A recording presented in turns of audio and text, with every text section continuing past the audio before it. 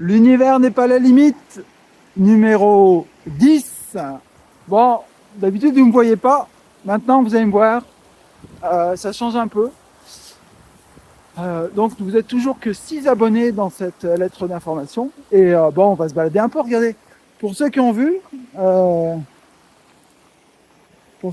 ma vidéo long format d'interview avec Aurélie. Donc ça, c'est le ruisseau, par exemple, là, qui a fait ça.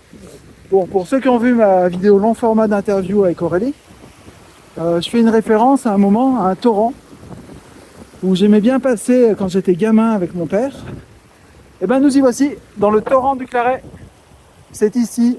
Donc là, vous avez le radier qui permet de canaliser les laves torrentielles. Et donc, effectivement, c'est là, c'est cet endroit-là où j'aimais passer quand j'étais gamin. Petite lecture de paysage, où je sais que vous êtes habitué à ça. Ici, nous avons l'eau qui arrive du Claret, qui est captée, c'est le réseau d'irrigation. Et là, vous avez le réseau d'irrigation des Plantées. Donc c'est ici que j'aimais bien passer quand j'étais gamin, avec mon père, pour donc remonter sur la partie haute, voir ma grand-mère aux HLM. Et donc, bon, petite lecture encore, vous voyez ce bidule-là, cette masse, va là-haut, et dès qu'il y a un mouvement comme ça qui remonte sur l'eau, et ben ça signifie qu'une lave torrentielle arrive au niveau des murs et remplit tout cet espace-là. Alors, petite chose intéressante, alors peut-être qu'on pourrait parler de ça dans la lettre d'info numéro 10, mais quand tout ce bassin versant-là, ici, de la Croix des Têtes, de la Camp-Mouillé et du côté du Crêt de la Part et des Fayards se remplit de flotte, on peut avoir de la boue quasiment jusqu'à hauteur ici et remplir les deux éleveurs. D'ailleurs, je les vois chaque année, regardez bien. Regardez où elles se sont installées, les tulipes. Nous avons des tulipes ici. Pardon, on continue. Donc c'est ici que j'aimais bien, avec un peu d'écho, c'est ici que j'aimais bien traverser, car c'est le seul moyen de traverser d'un côté à l'autre du canal. Et c'est là que je passais gamin avec mon père, pour donc remonter de la gare au fond là-bas où nous habitions quand j'étais jeune, jusqu'à là-haut. Vous allez me dire, c'est pas très raisonnable de parcourir un espace dans la nuit avec des lunettes de soleil. Mais bon, on y voit quand même pas mal. Alors, vous voyez là, au plafond, il y a les câbles de télécommunication qui permettent de remonter le signal. Et là, ici, on voit les vestiges d'une lave torrentielle. Et la hauteur de mes bâtons. On voit ici que la dernière lave torrentielle est montée jusque là. Mais surtout, quand il y a énormément de boue qui coule, vous voyez là, les murs en sont crépis, ça va jusqu'au plafond. Hein. Donc tout cet espace peut être rempli de boue.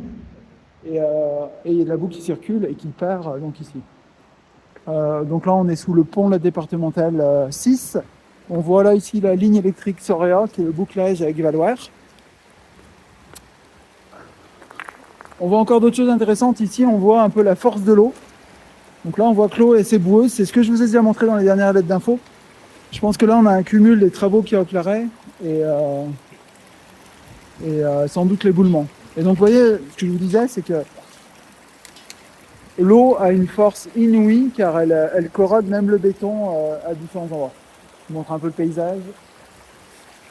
Bon, on va continuer, on va essayer de traverser. Hop!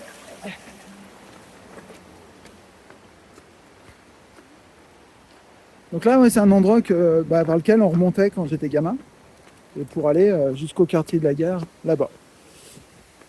Qu'est-ce qu'on peut dire pour cette lettre d'info numéro 10 c'est qu'on va essayer de ne pas se casser la gueule. Je vais essayer d'un peu plus rédiger, et surtout, je me rends compte que tout ce que j'avais écrit dans mon blog en 2006, 2007, 2008, 2009, il y avait pas mal de trucs qui étaient un peu des visions en avance du monde dans lequel on est, sur l'internet, sur la techno, et je me rends compte que j'avais rédigé énormément de trucs, et pour faire encore reflet à ma conférence, je me rends compte que à cette époque-là, il y avait énormément de commentaires sur les blogs et énormément d'interactions il y avait des gens avec qui, moi, que je croisais dans la vraie vie. On va essayer de pas se casser la gueule, noter, de faire des vidéos dans ces conditions qui n'ont pas forcément les meilleures. Hop, on va descendre le long du ruisseau, c'est quand même plus sympa.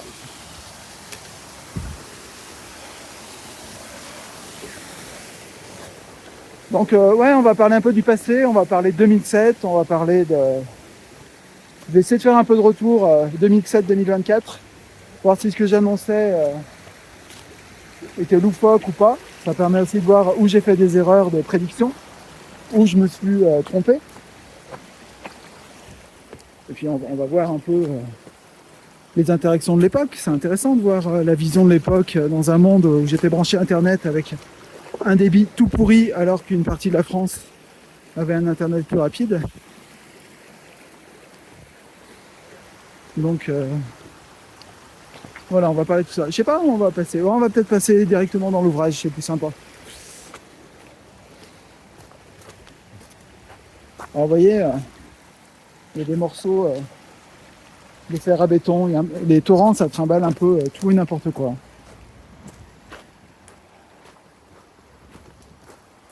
Encore une autre partie intéressante, cet ouvrage-là, et c'est l'ouvrage de l'autoroute qui permet de protéger l'autoroute du torrent. Regardez un peu la manière dont il a été dimensionné. C'est assez gigantesque comme ouvrage.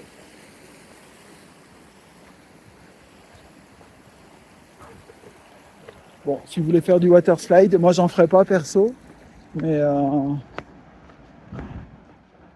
on entre dans une zone soudainement qui est très très calme. Voilà, l'eau coule comme ça. Un barrage, bon, sans doute pas naturel.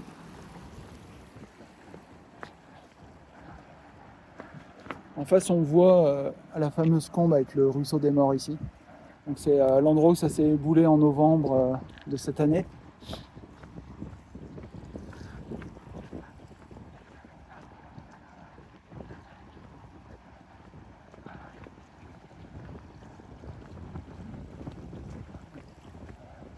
Et je pense qu'on va se laisser là parce que je vais devoir poser l'appareil et arrêter le tournage, à moins que j'arrive à descendre.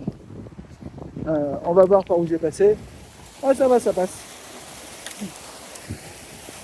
Hop.